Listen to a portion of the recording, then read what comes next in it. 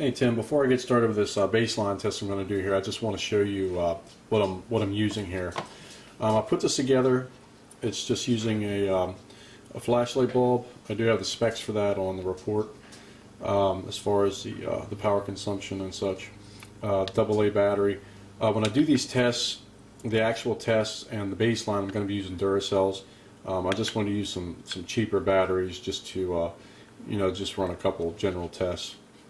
So basically it's a flashlight bulb with an on-off switch. The two leads on the end here I have obviously to connect to the meter. This is the second time I had to do this because the original meter I used was a Radio Shack meter, and after so many minutes, I'm not exactly sure how many minutes, the meter shut off. So I'm going to use one that actually has an on-off switch, and it stayed on the entire time, at least I'm hoping. These probes here on the end of this, I put these little connectors on the end.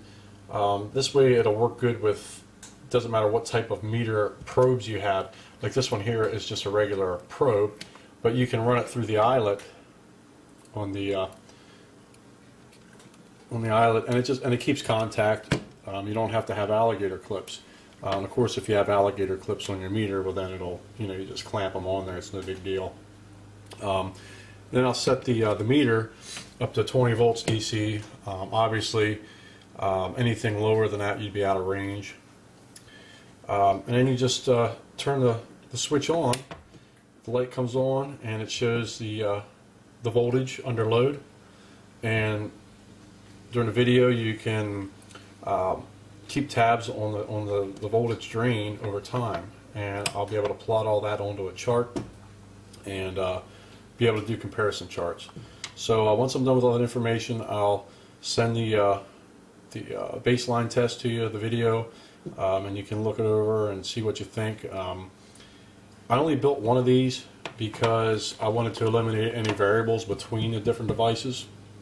It's so simple, I'm not sure how there could be any variables, but if I build one, then I eliminate that possibility, and I think that I'll get a more consistent result and a more reliable result. It's going to take longer to do these tests, obviously.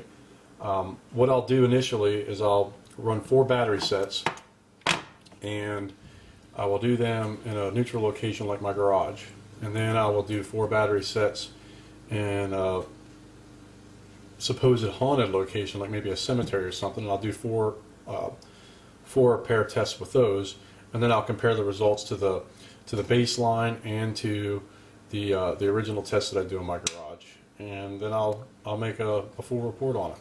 So what I'm going to do here is I'm going to do the test. I'll send that to you so you can take a look at it. Let me know if you have any thoughts.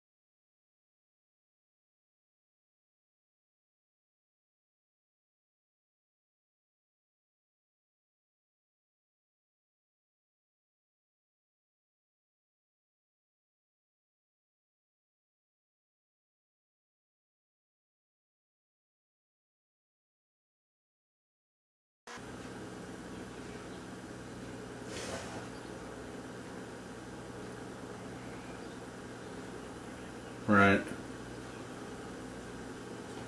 Yeah, I couldn't either. Yeah, I was up pretty late.